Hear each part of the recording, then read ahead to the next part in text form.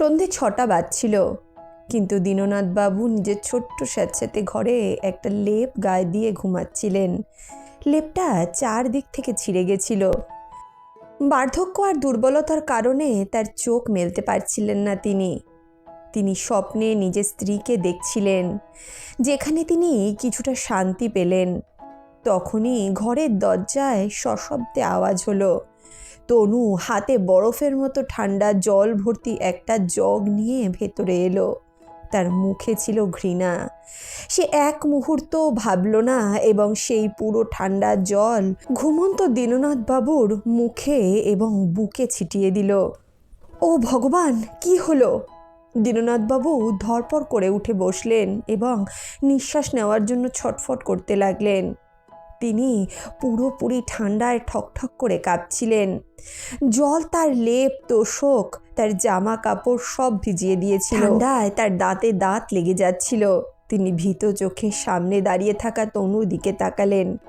তনু নাক মুখ কুঁচকে চিৎকার করে উঠল। উঠে পড়লেন? কুম্ভকর্ণের মতো ঘুমানোর সময় নয় এটা। আপনি কি ভেবেছিলেন দিন রাত ঘরের ভিতরে বসে বিশ্রাম করবেন? আমি কি আরও একটু ঠান্ডা জল ঢালবো আপনার মাথায়? আপনাকে সকালেই বলেছিলাম না আজ সন্ধ্যায় বাড়িতে বড় পার্টি আছে। আমার ভাইপো ভাইজিরা আসতে চলেছে, অনেক বন্ধু বান্ধবরা আসবে, আর আপনি এখনও ঘোড়া বেচে ঘুমাচ্ছেন। কাপা গলায় দীননাথবাবু বললেন, বৌমা, শরীরটা ভালো লাগছিল না, তাই চোখ লেগে গিয়েছিল। দীননাথবাবু রাগে পা ঠুকে বলতে লাগলো, শরীর? আরে তুই মরিস না কেন? এই পৃথিবীর বোঝা হয়ে রয়েছিস। আমার পার্টির সময় হয়ে এলো, আর তুই এখানে এমন ছেঁড়া ফাটা জামা কাপড় পরে এমন অলক্ষণে মুখ নিয়ে বসে আছিস। আমার অতিথিরা যদি ঘরে ঢুকে তোকে এই অবস্থায় দেখে তাহলে আমার মান সম্মান কোথায় মিশে যাবে? তনু রেগে গিয়ে তার আনা কাপড়গুলো দীননাথবাবুর হাতে নয় বরঞ্চ তার মুখে ছুঁড়ে মারল এবং বলতে লাগলো, নে, ভিখারির মতো আমার বাড়িতে পড়ে আছিস, তাই এই ভিখারির মতো জামা কাপড়গুলো দানে দিচ্ছি, নিয়ে পরে নে। কাপড়গুলো তার মুখে লেগে ভিজে বিছানায় পড়ে গেল। তনু ঘৃণার সাথে তাকিয়ে বলল, এই নে, ওগুলো পরে নে। আর খবরদার যদি এই ছেঁড়া আর তালি মারা জামা কাপড় পরে আমার বন্ধু বান্ধবের সামনে এসেছিস। আমার বন্ধুরা সব উচ্চ বংশের মানুষ, তাদের সামনে রাস্তার ভিখারি সেজে আসবি না। যদিও তুই ভিখারির থেকে কম কিছু নোস, তবে আমার একটা মান সম্মান তো আছে। এই কুর্তা আর এই পাজামাটা পরে তবে বেরোবি। আর এই নে, আরেকখানা সেট এনেছি, চাকরের জন্য এনেছিলাম, ওর পছন্দ হয়নি, এখন তুই পরে নে। আর মনে রাখিস, এটা তুই ভিক্ষা পাচ্ছিস, বেশি আকাশে ওড়ার চেষ্টা করবি না। দীননাথবাবুর চোখ গড়িয়ে জল পড়তে লাগলো। তিনি অপমানের ঢোক নিয়ে কাঁপতে কাঁপতে সেই কুর্তাটি তুলে নিলেন। তনু যাওয়ার সময় শাসিয়ে গেল, 5 মিনিট। 5 মিনিটের মধ্যে রেডি হয়ে নিবি, তৈরি হয়ে কোনায় চুপচাপ বসে থাকবি। যদি কোনো শব্দ করেছিস বা কোনো কাশি দিয়েছিস তবে কাল তোর খাওয়া বন্ধ। তনু দরজা ধম করে বন্ধ করলো। দীননাথবাবু ওই ভিজে বিছানায় হাত রেখে ভিখারির মতো কুর্তিটা নিলেন। নিজের ভাগ্যের ওপর কাঁদতে লাগলেন। যখন থেকে তার স্ত্রী চলে গেছে তখন থেকে তার ছেলে বউ তাকে বোঝা মনে করা শুরু করেছে। একই সাথে তাকে মরণাপন্ন অবস্থায় ফেলে রাখা হয়েছে। কেউ তাকে খাবার বা জলের কথা জিজ্ঞেস পর্যন্ত করতে আসে না, কিন্তু লোক দেখানোর জন্য তাকে অবশ্যই ডেকে আনা হয়। রাত 9টা বেজেছিল। পার্টি শুরু হয়ে গেছে। ঘরের হলঘর আলোয় ঝলমল করছিল। হালকা গান বাজছিল আর তনুর ধনী বন্ধুরা হাতে পানীয় নিয়ে হাসাহাসি করছিল। দীননাথবাবুকে তনু হলের এক কোণে চুপচাপ বসিয়ে রেখেছিল। তিনি সেই চাকরের কুর্তিটাই পরেছিলেন যেটি তনু ছুঁড়ে মেরেছিল তার মুখের উপর। তিনি খিদে আর তৃষ্ণায় কাতর ছিলেন, কিন্তু ভয়ের চোটে একদম মূর্তির মতো বসেছিলেন, কিছু বলতেও পারছিলেন না। তনু একটি ট্রেতে জুস নিয়ে আসলো এবং সকলকে জুস দিতে লাগলো। সে অত্যন্ত ভদ্রতার সাথে তার দিকে এগিয়ে এলো। তার মুখে এক আদর্শ পুত্রবধূর হাসি ফুটে উঠল। তনু উচ্চ গলায় বলল, যাতে সবাই শুনতে পায়, বাবা, আপনিও নিন, এতক্ষণ ধরে বলছি কিছু খেয়ে নিন। আপনার স্বাস্থ্যের খেয়াল আমি না রাখলে কে রাখবে বলুন তো? নিন, এই তাজা জুসটা খেয়ে নিন, ভিটামিন আছে এতে। তনুর বান্ধবী রিয়া এটা দেখে বলল, ও মাই গড তনু, তুই কত ভালো। আজকের দিনে শ্বশুরের এত সেবা কে করে ভাই? সত্যি তোর থেকে অনেক কিছু শেখার আছে। তনু লজ্জা পাওয়ার ভঙ্গি করলো। আরে না না, এটা তো আমার কর্তব্য, উনি তো আমার বাবার মতন। তনু জুসের গ্লাসটি দীননাথ বাবুর কাঁপতে থাকা হাতে ধরিয়ে দিলেন। সকালের ঠান্ডা জল আর দুর্বলতার কারণে দীননাথ বাবুর হাত খুব কাঁপছিল। তিনি গ্লাসটি ঠিকমতো ধরতে পারছিলেন না। তার চোখ তনুর সকলের আড়ালে থাকা হুমকিটা পড়তে পারছিল। ফেলবি না বুড়ো, না হলে তোর জীবন আমি শেষ করে দেব। দীননাথবাবু ভয় পেতে পেতে গ্লাসটি ঠোঁটে লাগানোর চেষ্টা করলেন। তখনই হঠাৎ হাতে এক প্রবল ঝাঁকুনি অনুভব হলো এবং গ্লাসটি তার হাত থেকে ছুটে গেল। সমস্ত জুস তনুর দামি কার্পেটে আর দীননাথবাবুর কাপড়ে পড়ে গেল। কাচের টুকরোগুলো এদিক ওদিক ছড়িয়ে পড়ল। পার্টিতে একদম নিস্তব্ধতা নেমে এলো। গানও থেমে গেল। সবার নজর ছিল ওই কোণটির দিকে। তনুর হাসি এক মুহূর্তের জন্য গায়েব হয়ে গেল। তার চোখে এমন রাগ ফুটে উঠল যেন সে এক্ষুনি দীননাথবাবুর গলা টিপে ধরবে। তার হাতের মুঠো শক্ত হয়ে গেল। দীননাথবাবু ঘাবড়ে গিয়ে হাত জোর করে বললেন, বৌমা ভুল হয়ে গেছে, হাত কেঁপে গেছিল। তনু দেখল সবাই তাকেই দেখছে। সে পলক ফেলতে না ফেলতেই নিজের মুখোশটা পাল্টে নিল। মুখে রাগের জায়গায় এক কৃত্রিম উদ্বেগ ফুটে উঠল। তনু দৌড়ে কাছে সে খুব মিষ্টি গলায় বলল, ও নো বাবা, তোমার কিছু হয়নি তো? তুমি এখান থেকে সরে যাও, আমি দেখছি, নাহলে তোমার পায়ে কাচের টুকরো ফুটে যাবে। সে নিজের পকেট থেকে রুমাল বার করে দীননাথবাবুর কুর্তা পরিষ্কার করার নাটক করতে লাগলো। কিন্তু যখন সে নিচু হলো এবং তার মুখ অতিথিদের আড়ালে চলে গেল, তখন সে দীননাথবাবুর হাত নিজের আঙুল দিয়ে এত জোরে চাপলো যে তার আত্মাটাই যেন কেঁপে উঠল। তনু দাঁত কিটমিট করে শুধু দীননাথবাবুর কানে ফিসফিস করে বলল, তোর মরণ ঘনিয়ে এসেছে বুড়ো। আজ আমার 5,000 টাকার কার্পেট নষ্ট করলি। এই লোকজনগুলো যেতে দে। আজ তোকে এমন জুস খাওয়াবো যে কোনোদিন জলও চাইতে ভয় পাবি। চুপচাপ বসে থাক, একটাও আওয়াজ করবি না। এরপর সে উঠে দাঁড়ালো এবং অতিথিদের দিকে তাকিয়ে হাসলো। আরে কোনো ব্যাপার না, বাবা একটু দুর্বল তো, তাই হাত কেঁপে গেছিল, গ্লাসটা মাটিতে পড়ে গেছে। আমি চাকরকে ডেকে পরিষ্কার করে দিচ্ছি। প্লিজ তোমরা পার্টি এনজয় করো। অতিথিরা আবার গল্পে মেতে উঠল। তনুর মনটা কত বড়। সবাই তনুর প্রশংসা করতে লাগলো। ওদিকে দীননাথবাবু সেই খামচে দেওয়া হাতের যন্ত্রণা আর আসন্ন ভয়ের কারণে কুঁকড়ে গেছিলেন। তিনি জানতেন অতিথিরা গেলেই প্রবল অশান্তি শুরু হবে। রাত 11:30 বেজে গেছিল। বাড়ি থেকে শেষ অতিথির যাওয়ার শব্দ পাওয়া গেল। তনু প্রধান দরজা বন্ধ করলো এবং খিল লাগানোর শব্দ পুরো ঘরে যেন প্রতিধ্বনিত হলো। সেই শব্দ দীননাথবাবুর কাছে মৃত্যুর ঘণ্টার চেয়ে কম কিছু ছিল না। তনুর মুখ থেকে সেই মিষ্টি সংস্কারী বৌমার হাসি কোথায় পালিয়ে গেল। তার জায়গায় এক কঠিন ক্ষুধার্ত বাঘিনী স্থান নিল। সে ঘুরল, তার চোখে রক্ত নেমে এসেছিল। দীননাথবাবু সোফার কোণায় কুঁকড়ে বসেছিলেন। তার শরীর শুকিয়ে গেছিল, যেন পাতার মতো তিনি ঠকঠক করে কাঁপছিলেন। তিনি জানতেন এখন কি হতে চলেছে। তিনি নিজের ছেলেকে দেখলেন। সে কানে হেডফোন লাগিয়ে সেখান থেকে চলে গেল। তনু তার হাই হিলের খটখট শব্দ তুলে তার দিকে এগিয়ে আসতে শুরু করলো। সে সরাসরি তার কাছে এলো এবং কিছু না বলে দীননাথবাবুর সাদা চুলগুলো নিজের মুঠোয় চেপে ধরল। সেই বৃদ্ধের মাথাটা সে মাটিতে ঝুঁকিয়ে দিল আর বলতে লাগলো, কিরে বুড়ো, তোকে কতবার বলেছিলাম, কতবার বুঝিয়ে গেছিলাম যে আমার বান্ধবীদের সামনে কোনো সিন ক্রিয়েট করবি না, কিন্তু তুই আজ যা করলি তাতে আমি তোকে কখনো ক্ষমা করব না। আমার এত দামি একটা কার্পেট নষ্ট করে দিয়েছিস। তোর জল চাই, জুস চাই, তাই না? আমি তোকে খাওয়াচ্ছি জল। দীননাথবাবু যন্ত্রণায় আর্তনাদ করে উঠলেন। তার ঘাড়ের শিরাগুলো টান টান হয়ে গেছিল। তিনি অনুনয় করে হাত জোর করে বললেন, বৌমা ছেড়ে দাও মা, আমার হাত কেঁপে গেছিল, তাই হাত থেকে গ্লাসটা পড়ে গেল। তনু চিৎকার করে বলল, ইচ্ছে করে ফেলেছিস, আমার 5,000 টাকার কার্পেট নষ্ট করে দিয়েছিস। তোর সারা জীবনের উপার্জনের চেয়েও দামি ছিল ওই কার্পেটটা। এখন ওটা কি তোর বাবা পরিষ্কার করবে? তনু তাকে চুল ধরে টানতে টানতে সোফা থেকে নামিয়ে মেঝেতে ফেলে দিল। দীননাথবাবুর কোনোই মেঝের সঙ্গে সজোরে ধাক্কা খেল। তনু রান্নাঘরের দিকে দৌড়ে গেল।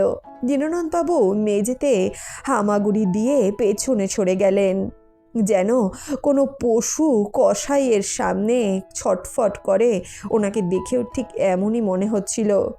তনু ফিরে এলো। তার হাতে একটা স্টিলের বাটি ছিল, তাতে ফুটন্ত সুইটকর্ন স্যুপ ছিল, যেটা পার্টিতে কিছুটা বেঁচে গিয়েছিল। স্যুপ থেকে ধোঁয়া বেরোচ্ছিল। তনু তার মাথার কাছে এসে দাঁড়ালো। তনু শয়তানি হাসি হেসে বলল, তোর তৃষ্ণা পেয়েছিল না? গলা শুকিয়ে যাচ্ছিল। শীতের মধ্যে তোকে জুস খেতে দিয়েছি, এই কারণেই তুই জুসটা মাটিতে ফেলে দিয়েছিস, তাই না? নে, এখন তোর তৃষ্ণা আমি পুরোপুরি মিটিয়ে দেব। এই স্যুপটা খা, এতে ঠান্ডাও কাটবে আর তোর বুদ্ধিও বাড়বে। দীননাথবাবু স্যুপের ধোঁয়া দেখে সব বুঝতে পারলেন। তিনি কাকুতি মিনতি করে বলতে লাগলেন, না বৌমা, এত গরম আমি খেতে পারবো না, দয়া করে আমাকে ছেড়ে দাও মা। কিন্তু তনুর মুখে পাথরের মতো নীরবতা ছিল। এটা খা, তুই এই ফুটন্ত স্যুপ যদি না খাস তাহলে আজ তোর অবস্থা আমি খারাপ করে দেব। তোকে আমি ছাড়বো না, আজ মেরেই ফেলবো। এমনটা বলে তনু জোর করে তার মুখে গরম স্যুপ ঢেলে দিল। দীননাথবাবু চিৎকার করতে লাগলেন, আর্তনাদ করতে লাগলেন। গরমে তার মুখের পাতলা চামড়া এক মুহূর্তেই পুড়ে গেল। তার মুখ, ঘাড় আর বুক লাল হয়ে গেল। জ্বালা এত তীব্র ছিল যে তিনি মেঝেতে গড়াগড়ি খেতে লাগলেন, ছটফট করতে লাগলেন। তনু তার চিৎকার শুনে মুখ ফেরালো না, বরং পশুর মতো হাসতে লাগলো। তনু পা দিয়ে সজোরে একটা ধাক্কা মারল তাকে এবং সেখান থেকে চলে গেল। যাওয়ার আগে বলে গেল, জুস খেতে ইচ্ছা করছিল না খুব? এখন খা, আর একটাও চিৎকার করবি না। যদি আর একটা শব্দ বের হয় তবে এই বাটি তোর মুখে ঢুকিয়ে দেব আর দাঁতগুলো ভেঙে দেব। দীননাথবাবু নিজের জ্বালা কমানোর চেষ্টা করছিলেন। তার হাত কাঁপছিল, চোখ দিয়ে ঝরঝর করে জল পড়ছিল। তিনি এক অসহায় শিশুর মতো ফুপিয়ে ফুপিয়ে কাঁদছিলেন। তনু পাশে পড়ে থাকা একটা নোংরা ন্যাকড়া তুলে তার পুরো মুখের ওপর ছড়িয়ে দিল। নাটক বন্ধ করে এই ন্যাকড়াটা মুখে চেপে ধর, দেখবি তোর জ্বালাটা একটু কমবে। আর যদি বেশি কথা বলিস আরও স্যুপ এনে তোর মুখে ঢেলে দেব। আমার কার্পেটটা আজ রাতের মতো পরিষ্কার করে দিবি। যদি আজ রাতের মধ্যেই এটা পরিষ্কার না হয়, একটা দাগও যদি থেকে যায়, তাহলে এর বড় ভারী মাসুল তোকে দিতে হবে। দীননাথবাবু, যার শরীর আগুনের মতো জ্বলছিল, সেই নোংরা ন্যাকড়াটি তুলে নিয়ে তার ঝলসানো মুখ আর কাপা কাপা হাতে কার্পেট পরিষ্কার করতে লাগলেন। প্রতিটা ঘর্ষণের সঙ্গে তার আত্মা যেন বেরিয়ে যাচ্ছিল। বাড়িতে নিস্তব্ধতা ছিল, শুধু এক বৃদ্ধ বাবার ফুপিয়ে কান্নার শব্দ শোনা যাচ্ছিল, যা শোনার মতো এই বিশাল অট্টালিকায় কেউ ছিল না। এরপর তনুর নজর তার জামা কাপড়ের উপর পড়ল। এটা তার রোজকার নিয়ম ছিল। অতিথিরা আসার আগে সে দীননাথবাবুকে একটা পরিষ্কার পরিচ্ছন্ন কুর্তা পাজামা পরাতো, যাতে পৃথিবী তাকে কিছু বলতে না পারে, তাকে বাহ বাহ করতে থাকে। তনু তার শ্বশুরকে ভালো করে গুছিয়ে সাজিয়ে অতিথিদের সামনে বসিয়ে রাখত এবং তার শরীরটা ভালো রাখার নাটক করত। অতিথিরা চলে যেতেই তার গায়ের থেকে জামা ছিনিয়ে নেওয়া হতো। এই রেশমি কুর্তা তোর মতো ভিখারির পরার যোগ্যতা নেই, এটা শুধু আমার কাছে থাকবে। যখন আমার প্রয়োজন হবে তখন আমি তোকে দেব। এরপর তোর সেই ছেঁড়া নোংরা জামা কাপড় পরে থাক তুই। সে কোনায় পড়ে থাকা একটা ময়লা দুর্গন্ধযুক্ত গেঞ্জি আর ছেঁড়া লুঙ্গি তার মুখের উপর ছুঁড়ে মারল। দীননাথবাবুর চোখ দিয়ে জল গড়িয়ে পড়ল। তিনি জ্বালা আর অপমানে ভেঙে পড়েছিলেন। তিনি কাঁপতে কাঁপতে সেই নোংরা কাপড়গুলো পরে ফেললেন। তার ছেলে আকাশ নিজের ল্যাপটপে কাজ করছিল। সে তার বাবার চিৎকার শুনেছিল, কিন্তু মাথা তুলেনি। সে তার স্ত্রীর গোলাম হয়ে গেছিল। এতটাই নিচে নেমে গেছিল যে তার জন্মদাতা পিতার যন্ত্রণা সে শুনতে পারছিল না। দীননাথবাবু ছেলের দিকে তাকিয়ে ভাঙা গলায় বললেন, আকাশ, বাবা একটু জল দে না। আকাশ, আমাকে একটু জল দে না বাবা, আমার খুব জল তেষ্টা পেয়েছে। আকাশ সেটা শুনেও না শোনার ভান করল। তনু হাসতে হাসতে বলল, আপনার ছেলেও জানে যে আপনাকে যদি কিছু দেওয়া হয় তাহলে আপনি সেই জায়গাটা নোংরাই করবেন, বুঝলেন? আপনার ছেলের ক্ষমতা নেই আপনাকে এক গ্লাস জল দেবে। আমার কথা ছাড়াও এক পাও নড়বে না। দীননাথবাবু তখনও মেঝেতে পড়ে নিজের পোড়া বুক আর ঝলসে যাওয়া মুখ ডলছিলেন। স্যুপের জ্বালায় তার চামড়া লাল হয়ে গিয়েছিল। তিনি ওঠার চেষ্টা করছিলেন, কিন্তু দুর্বলতার কারণে বারবার পড়ে যাচ্ছিলেন। তনুর তার এই ধীরে ওঠাটা দেখে খুব রাগ হলো। উঠতেও নাটক, লাথি না খেলে কোনো বুদ্ধি হয় না। তনু নিজের সুচালো হিল দিয়ে দীননাথবাবুর পায়ে জোরসে একটা চাপ দিল এবং ঠোক্কর মেরে বলল, ওঠ বুড়ো, আমার ডাইনিং রুম নোংরা করিস না। দীননাথবাবু যন্ত্রণায় কাতর হয়ে উঠলেন। হামাগুড়ি দিয়ে ওঠার চেষ্টা করলেন। তিনি কাঁপতে থাকা সেই নোংরা দুর্গন্ধযুক্ত কাপড়গুলো বুকের সাথে চেপে ধরলেন। তনু তাকে ঘাড় ধরে ধাক্কা দিয়ে ঘরের পেছনের দিকে স্টোর রুমে পাঠিয়ে দিল।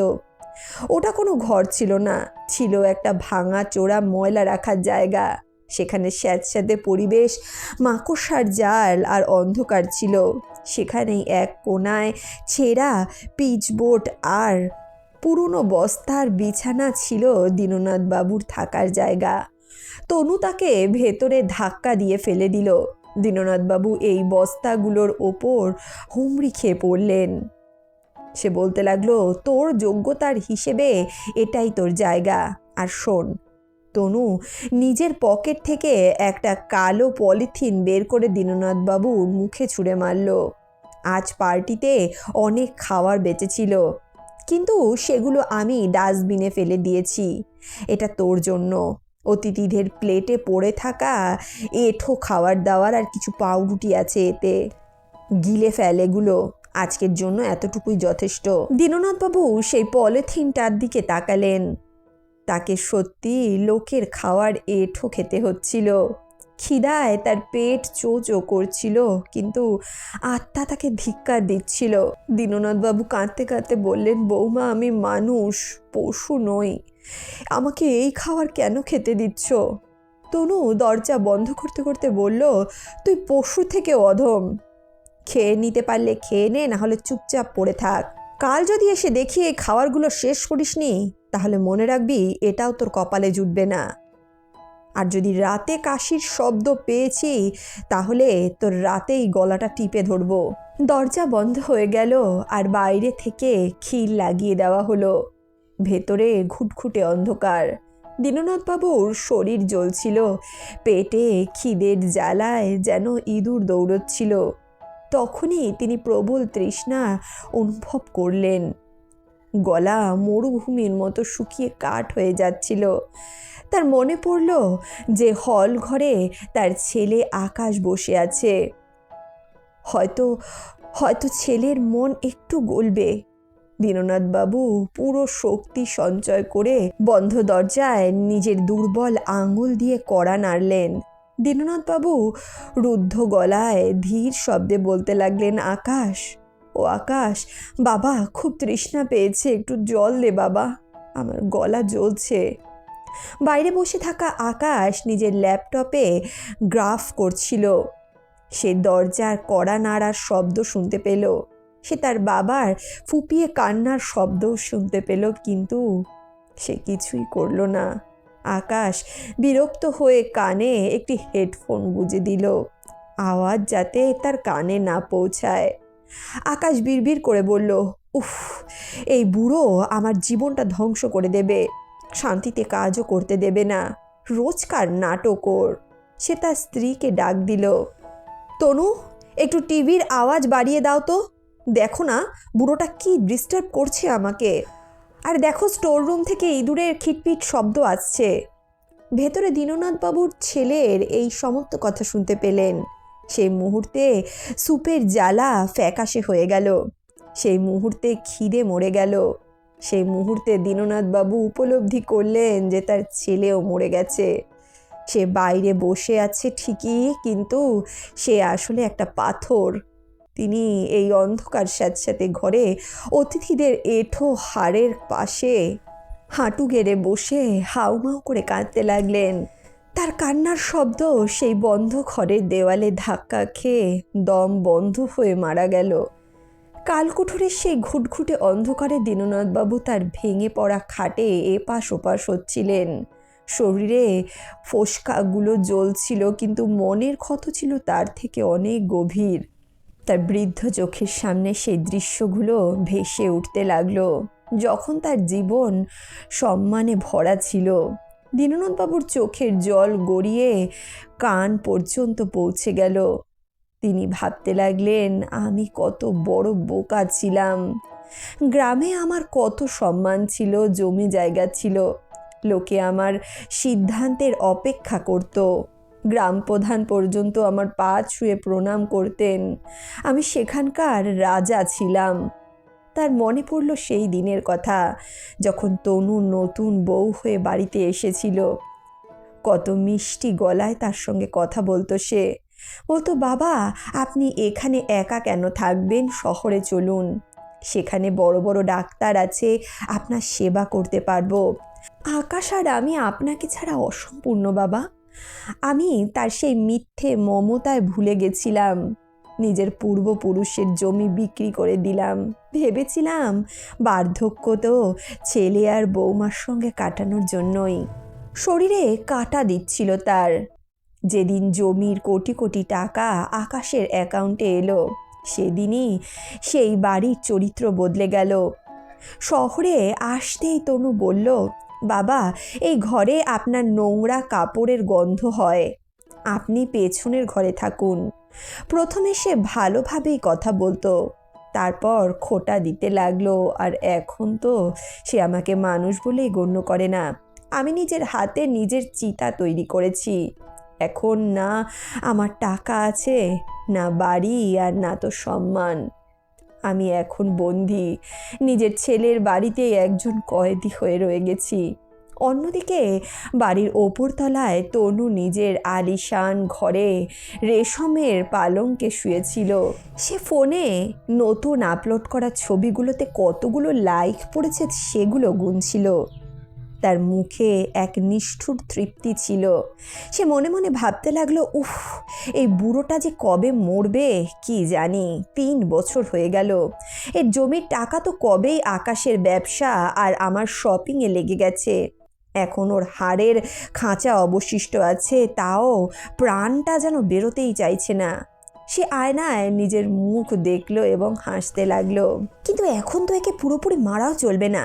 আমার কিটিপ্যাটির বান্ধবী আর ইনস্টাগ্রামের ফলোয়ার্সরা একে দেখেই তো আমাকে সংস্কারী বৌমা মনে করে। যতক্ষণ এ বেঁচে আছে আমি একে শোপিসের মতো ব্যবহার করতে পারবো।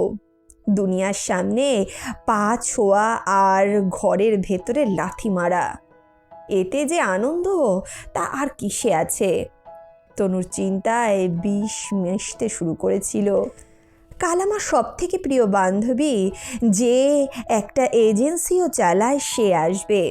কাল আমাকে আবার শ্রবণ কুমারের মতো বউ সাজতে হবে। এই বুড়োটাকে স্নান করিয়ে তৈরি করাতে হবে। ব্যথার খুব নাটক করে।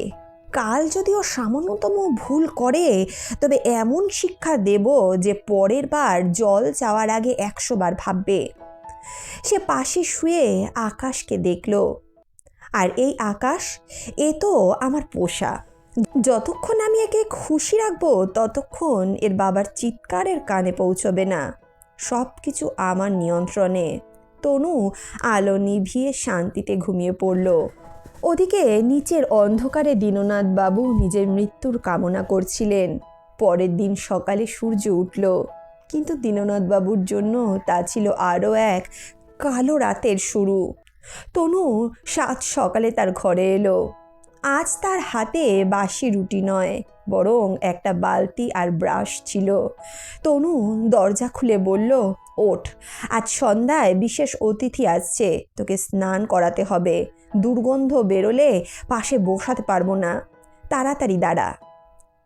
সেই দীননাথ বাবুকে ঠিক সেখানেই স্নান করালো যেখানে কোনো গাড়ি ধোয়ানো হয়। ঠান্ডা জলের ঝাপটা আর কাপড় কাচার শক্ত ব্রাশ। দীননাথ বাবুর পাতলা চামড়া ছিঁড়ে যাচ্ছিল।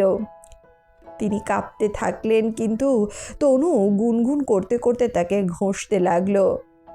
নড়িস না, আজ সন্ধ্যায় তোকে ঝকঝক করে চমকাতে হবে, এই আমার সম্মানের ব্যাপার। এই সব কিছুই ছিল সেই লাইভ ভিডিওর প্রস্তুতি যা এই সন্ধ্যায় হতে চলেছিল। সন্ধ্যা হলো এবং বাড়ি আলোয় ঝলমল করে উঠল। তনু একটা দামি শাড়ি পরেছিল এবং দীননাথ বাবুকে একটি নতুন কুর্তা পরিয়ে সোফার মাঝখানে বসিয়ে রাখা হলো। সে তার দামি ফোনটি ট্রাইপডে লাগিয়ে ইনস্টাগ্রামে রিলস করতে শুরু করলো। তনু ক্যামেরার দিকে হাত নাড়ল, খুব আদুরে গলায় বলল, হ্যালো ইনস্টাগ্রাম ফলোয়ার্সরা, দেখুন আজকের পার্টির আসল আকর্ষণকে, আমার প্রিয় শ্বশুরমশাই। এর সেবা করে আমি যে শান্তি পাই তা বলে বোঝাতে পারবো না। বাবা, সবাইকে একটু হাই বলুন। দীননাথবাবু তার শরীরের ক্ষতগুলো কাপড়ের নিচে লুকাচ্ছিলেন, ভয়ে কাঁপছিলেন। তিনি ক্যামেরার দিকে হাত জোর করে বললেন। তনু নিচু হয়ে তার পা ছুঁয়ে প্রণাম করল। হাজার হাজার মন্তব্য আসতে শুরু হয়ে গেল। তনু, তুমি একজন দেবতুল্য মহিলা, সেরা পুত্রবধূ। পার্টি চলতে শুরু করলো। দীননাথবাবুকে কড়া নির্দেশ দেওয়া হয়েছিল যে তিনি শুধু হাসবেন, কিছু বলবেন না। খিদে বা দুর্বলতা তাকে যেন কোনো প্রভাব না ফেলতে পারে। এদিকে খিদের চোটে তার মাথা ঘোরাচ্ছিল। পার্টি তখন তুঙ্গে। এক পরিচালিকা ট্রে নিয়ে দীননাথবাবুর পাশ দিয়ে যাচ্ছিল। দুর্বলতার কারণে দীননাথবাবুর হাত পা কাঁপছিল, তাই সেই ট্রের সঙ্গে তার ধাক্কা লেগে গেল। লাল শরবতের গ্লাসটি তনুর সাদা পাঞ্জাবি আর কার্পেটের ওপর গিয়ে পড়ল। পার্টিতে নিস্তব্ধতা নেমে এলো। তনুর চোখ আবার রক্তের মতো লাল হয়ে গেল, কিন্তু ক্যামেরা তো তনুকেই ফলো করছিল। সে জোর করে মুখে হাসি ধরে রাখলো। তনু মিষ্টি গলায় বলল, ওহ, কোনো ব্যাপার না বাবা, বার্ধক্যের কারণে হাত কাঁপছে তো তাই এমনটা হয়েছে, আপনি চিন্তা করবেন না, আমি পরিষ্কার করে দিচ্ছি। সে হাসি মুখ নিয়ে ফলোয়ার্সদের বলল, বন্ধুরা, একটু নেটওয়ার্কের সমস্যা আছে, আমি এক্ষুনি আসছি। এখানেই তনু তার জীবনের সব থেকে বড় ভুলটি করেছিল। সে ভেবেছিল সে লাইভ বন্ধ করে দিয়েছে, কিন্তু তাড়াহুড়ো করে সে ফোনটি শুধু স্ট্যান্ডের উপর দাঁড় করিয়ে রেখেছিল। ক্যামেরা তখনও চলছিল এবং ক্যামেরার লেন্সটি সরাসরি সেই সোফার দিকেই ছিল। যেই অতিথিরা বাগানের দিকে খাবারের জন্য গেল আর ড্রয়িং রুম ফাঁকা হলো, তনু তার আসল রূপে ফিরে এলো। সে ঝাঁকিয়ে দীননাথবাবুর কাছে গেল এবং তার কলার ধরে সোফা থেকে নিচে টেনে নামালো। দীননাথবাবু ধপাস করে মেঝেতে পড়ে গেলেন। তনু ফুঁসতে ফুঁসতে বলল, তোকে বারণ করেছিলাম না নোংরা করতে, আবার আমার এই 5,000 টাকার কার্পেটটা নষ্ট করে দিচ্ছিলিস। 2 পয়সার মুরদ নেই বুড়ো, তুই আমার জীবনটা নষ্ট করে দিয়েছিস, তোর চামড়া বিক্রি করে আমি এই দাম উসুল করব। তনু দীননাথবাবুর গালে সজোরে একটা চড় মারল। দীননাথবাবু কাঁপতে কাঁপতে বললেন, বৌমা, আমাকে ক্ষমা করো, মাথা ঘুরে গেছিল। তনু তার চুল ধরে টেনে বলল, মাথা ঘুরে গেছিল? এখনই তোর মাথা ঘোরানো ঘোচাচ্ছি। তুই এটা ফেলেছিলিস, এখন তুই এটা পরিষ্কার করবি। কাপড় দিয়ে নয়, জিভ দিয়ে চেটে পরিষ্কার করবি। এদিকে লাইভ ভিডিওতে মন্তব্যের বন্যা বয়ে যাচ্ছিল। ওহ মাই গড, এ কী হচ্ছে? এ তো রাক্ষসী। ইস রে, বৃদ্ধ মানুষটাকে কিভাবে মারছে, তাড়াতাড়ি পুলিশ ডাকো। সব রেকর্ড হচ্ছে। ওর মুখোশ আজ পুরোপুরি খুলে দেব। এতদিন ধরে সংস্কারী বৌমা হওয়ার নাটক করছে, সোশ্যাল মিডিয়ায় নিজেকে মহান বানানোর চেষ্টা করছে, আর পেছনে এত ভয়ঙ্কর রূপ। তনু এসব কিছুই জানতো না। সে দীননাথবাবুর মাথা ধরে জোর করে মেঝেতে ঘষতে লাগলো। ঠিক তখনই আকাশ ভেতরে এলো। সে ভাবলো তনু লাইভ বন্ধ করে দিয়েছে। আকাশ রেগে গিয়ে বলল, তনু, এই অলক্ষণকে কেন তুমি ঘরের থেকে বাইরে বার করো? বলেছিলাম না কোয়ার্টারে বন্ধ করে রাখতে? এখন এই দুর্গন্ধযুক্ত লোকটা পার্টি নষ্ট করছে। এটাও রেকর্ড হয়ে গেছিল। ছেলে আর বৌমা দুজনেরই আসল চেহারা পৃথিবীর কাছে স্পষ্ট হয়ে গেল। লাখ লাখ মানুষ এই নিষ্ঠুরতার সাক্ষী হয়ে গেল। তনু যখন দীননাথ বাবুকে লাথি মারতে যাচ্ছিল, তখনই হঠাৎ তার ফোনে একের পর এক ফোন আসতে শুরু করলো। তার বসের ফোন, বান্ধবীদের ফোন। সে বিরক্ত হয়ে ফোন তুলতেই স্ক্রিনে নজর পড়ল। লাইভে 3.5 লক্ষ মানুষ দেখছে। মন্তব্যের গতি এত বেশি ছিল যে পড়া যাচ্ছিল না। তনুকে গ্রেপ্তার করো, ধিক্কার আকাশকে, দানব পরিবার। তনুর হাত থেকে ফোন পড়ে গেল। তার মুখ ফ্যাকাশে হয়ে গেল। তনু ঘাবড়ে গিয়ে বলল, আকাশ, ক্যামেরা চালু ছিল। কিন্তু বোঝার আগেই বাইরে পুলিশের সাইরেনের শব্দ শোনা গেল। তনু সেই এনজিও চালানো বান্ধবী পুলিশকে ফোন করেছিল। সংবাদ মাধ্যমের কর্মীরা কাছেই ছিল। ভিডিও ভাইরাল হতেই তারাও সেখানে পৌঁছে গেল। পুলিশ দরজা ভাঙল। ইন্সপেক্টর ভেতরে ঢুকতেই দেখলেন দীননাথবাবু মেঝেতে পড়ে আছেন। তার গালে চড়ের দাগ, আর তিনি কাঁপছেন। তনু আর আকাশ কোনায় কুঁকড়ে দাঁড়িয়েছিল। ইন্সপেক্টর তনুর কাছে গিয়ে বলল, মিসেস তনু, আপনার নাটক শেষ হয়েছে। পুরো দেশ দেখে ফেলেছে আপনি কত বড় সংস্কারী বৌমা। চলুন হাতকড়া পরিয়ে আপনাকে আপনার নির্দিষ্ট শ্বশুর বাড়িতে নিয়ে যাই। তনু দীননাথবাবুর পায়ে পড়ে কাঁদতে কাঁদতে বলল, বাবা বাঁচান, এসব ভুল আমি আর কখনো করব না। আপনি তো আমাকে মেয়ের মতো মনে করেন। দীননাথবাবু অনেক কষ্টে নিজেকে তুললেন। তিনি তার ছেঁড়া হাতা দিয়ে মুখ মুছলেন এবং প্রথমবার তার চোখে ভয় নয় বরঞ্চ আগুন ছিল। দীননাথবাবু কড়া গলায় বললেন, দূরে সর, তুই মেয়ে নোস, তুই কলঙ্ক। আর আমি এখন তোর শ্বশুর নই, এই মামলার সাক্ষী। দীননাথবাবুর শরীরের পোড়া দাগ, ছেঁড়া কাপড় আর পাশে পড়ে থাকা এঁঠো হাড় দেখে পুলিশের আত্মা কেঁপে উঠল। ইন্সপেক্টর আকাশ আর তনুকে টেনে হিচড়ে বাইরে বের করে আনলো। তনু যে নিজের মান সম্মান নিয়ে এত অহংকার করত, আজ পাড়া শুদ্ধ মানুষ তাকে ছিছি করছিল। তার চুল আলুথালু হয়ে গেছিল, মেকআপ চোখের জলে ভেসে গেছিল। দীননাথবাবুকে অ্যাম্বুলেন্সে তোলা হয়েছিল। তিনি একবার ফিরে নিজের ছেলে আর বৌমাকে দেখলেন। তার চোখে এখন ভয় নেই, আছে এক শূন্যতা। দীননাথবাবু ধীর গলায় বললেন, আমি তোমাদের প্রাসাদ দিয়েছিলাম থাকার জন্য, তোমরা আমাকে দিয়েছিলে আস্তা কুড়ের ঘর। যাও, আজ আমি তোমাদের আসল জায়গা, জেলের কাল কুঠুরি দিচ্ছি। পুলিশের গাড়ি তাদেরকে নিয়ে গেল। পেছনে পড়ে থাকলো তাদের মিথ্যে সম্মান আর অহংকার। দীননাথবাবু হাসপাতাল থেকে সুস্থ হয়ে প্রথমে সেই কাজটি করলেন যা ছিল তার জীবনের সবথেকে বড় সিদ্ধান্ত, এই অভিশপ্ত প্রাসাদটি বিক্রি করে দেওয়া। বাড়িটি বিক্রি করে যে কোটি কোটি টাকা পাওয়া গেল, দীননাথবাবু তা একটি পয়সাও নিজের জন্য খরচ করলেন না।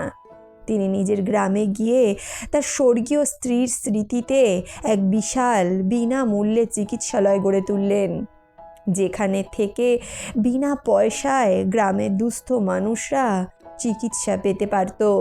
আজ তার হাত দিয়েই হাজার হাজার দরিদ্র মানুষ জীবন আর খাওয়ার পাচ্ছে। দীননাথবাবু এখন আর কোনো অসহায় বৃদ্ধ নন, বরং হাজার মানুষের কাছে ভগবান হয়ে উঠেছেন। প্রায় 10 বছর কেটে গেছে। 10 বছর পর জেলের বড় লোহার দরজা খোলা হলো। আকাশ আর তনু বাইরে বেরিয়ে এলো, কিন্তু তারা সেই আগেকার আকাশ আর তনু নয়। জেলের ঘানি টানতে টানতে তনুর শরীর হাড়ের খাঁচা হয়ে গিয়েছিল, চুল সাদা হয়ে পড়েছিল, মুখে বলি রেখা পড়ে গেছিল, আকাশের কোমর নুয়ে গেছে এবং এক চোখে ছানি পড়ে গেছে। তাদের কাছে এখন না আছে ঘর, না টাকা, না সম্মান।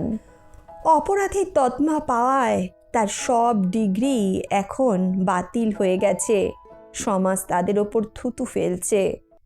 সেই খিদে, যে প্রাণঘাতী খিদের জ্বালা একদিন তারা নিজের বাবাকে দিয়েছিল, আজ তারা তাদের নাড়ি ভুঁড়ি শুকিয়ে যাওয়া সেই জ্বালা অনুভব করছে। তারা ঘুরতে ঘুরতে সেই শহরেই পৌঁছে গেলেন যেখানে এককালে তাদের আলিশান বাংলো ছিল। তারা বাংলোর কাছে গেলেন। নতুন মালিকরা বাড়িটিকে আরো সুন্দর করে সাজিয়েছে, কিন্তু আকাশ আর তনুর নজর গেটের দিকে নয়, বরং বাড়ির পেছনে থাকা সেই ছোট্ট স্টোর রুমটির দিকে পড়ল, যেখানে তারা তাদের বাবাকে বন্দি করে রেখেছিল। ভাগ্যের পরিহাস দেখুন, আজ সেই স্টোর রুমের বাইরে রাস্তার ধারে একটি ভিখারি বসেছিল। তনু আর আকাশের গায়ে ছিল ছেঁড়া নোংরা ন্যাকড়া। ক্ষুধার জ্বালায় না চাইতেও তারা দুজন সেই স্টোর রুমের বাইরের দেওয়ালে গা ঘেঁষে বসে পড়েছিল। সেখানে এক সময় তার বাবার কান্না শোনা যেত।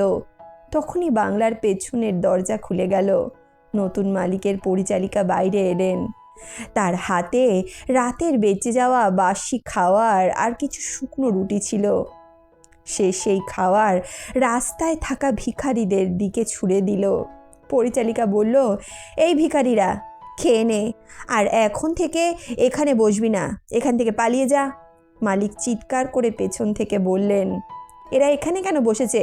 এদেরকে এখান থেকে সরিয়ে দাও, ঘরের শোভা নষ্ট হচ্ছে। খাওয়ারগুলো ধুলো মাটির উপর পড়ল। তনু, যে একবার 5,000 টাকার কার্পেটে শরবত পড়েছিল বলে সেটিকে ছুঁড়ে বাইরে ফেলে দিয়েছিল, আজ সেই ধুলো মাখা জায়গা থেকে রুটি কুড়িয়ে খাচ্ছিল। আকাশও পশুর মতো সেই খাওয়ারের উপর ঝাঁপিয়ে পড়ল। যখন তারা সেই ধুলোময় রুটি চিবোচ্ছিল, তখন তাদের নজর সামনের দেওয়ালে থাকা এক পুরনো মরিচা ধরা পেরেকের উপর পড়ল। তাদের মনে পড়ল, ঠিক এই জায়গায় বসেই তাদের বাবা জল চেয়েছিল এবং আকাশ কানে হেডফোন গুঁজে নিয়েছিল। আজ আকাশের গলা শুকিয়ে কাঠ হয়ে যাচ্ছিল, কিন্তু জল দেওয়ার কেউ ছিল না। আজ তনুর গায়ে সেই ছেঁড়া কাপড় ছিল, যা সে শ্বশুরের মুখে ছুঁড়ে মেরেছিল। ঠান্ডা হাওয়া বইছিল। তনু আর আকাশ একে অপরকে জড়িয়ে ধরে স্টোর রুমের দেওয়ালে মাথা নিচু করে ঠেসে দাঁড়িয়েছিল। তাদের চোখ দিয়ে জল পড়ছিল, যা এই শুকনো রুটিকে ভিজিয়ে দিচ্ছিল।